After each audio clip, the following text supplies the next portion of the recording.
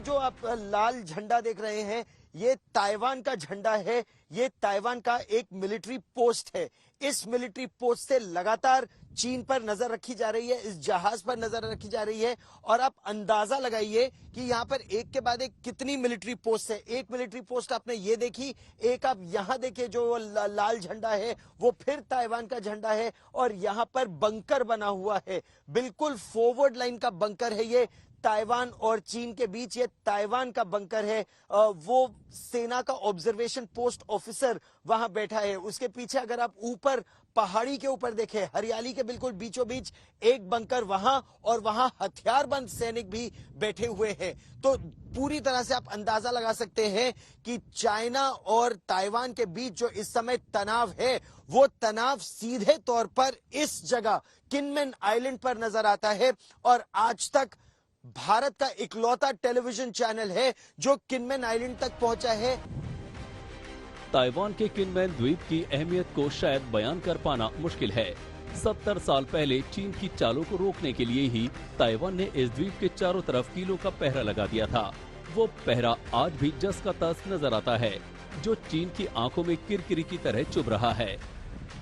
Taiwan और चीन के बीच तनाव तो 1950 के दशक से बहुत जबरदस्त रहा है। और दूसरी तरफ अगर आप देखिए तो ये जो सब नुकीले यहाँ पर कीलों की तरह है, इनको ब्लॉक्स कहते हैं, हेजहॉग्स एक तरह से।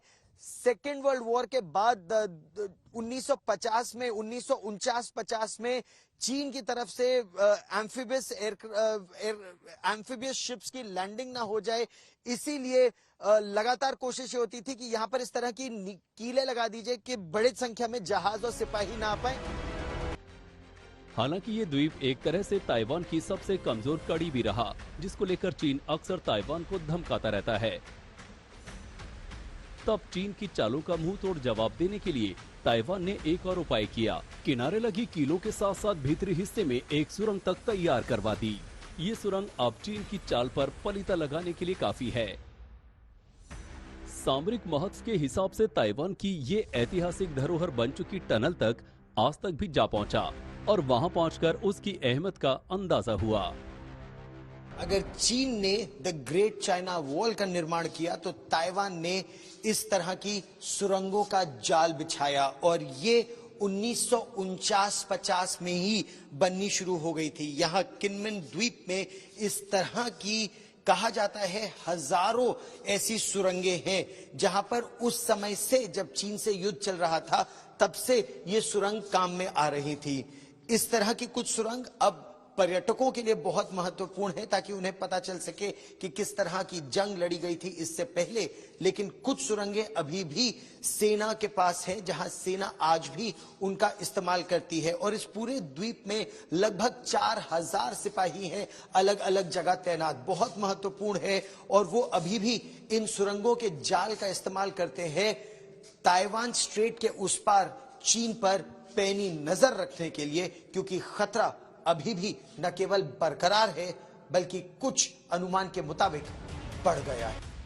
वैसे ताइवान को अपने कब्जे में करने और उस पर शिकंजा कसने के किसी भी दाव को चलने से चीन बाज नहीं आ रहा।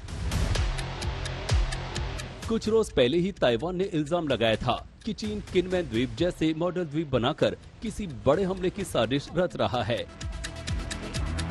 चीन हमेशा इस मुगालते में रहा है कि वो आसानी से इस द्वीप पर कब्जा कर लेगा, मगर इस बार ताइवान चीन की धौंस में आने वाला नहीं है, बल्कि अपनी तैयारी से ताइवान ने चीन के सामने जाहिर कर दिया कि अब ताइवान को कमजोर समझना चीन को बहुत भारी पड़ सकता है। ताइवान के किनमेन द्वीप से गौरव सावंत के साथ आज तक ब्यूरो।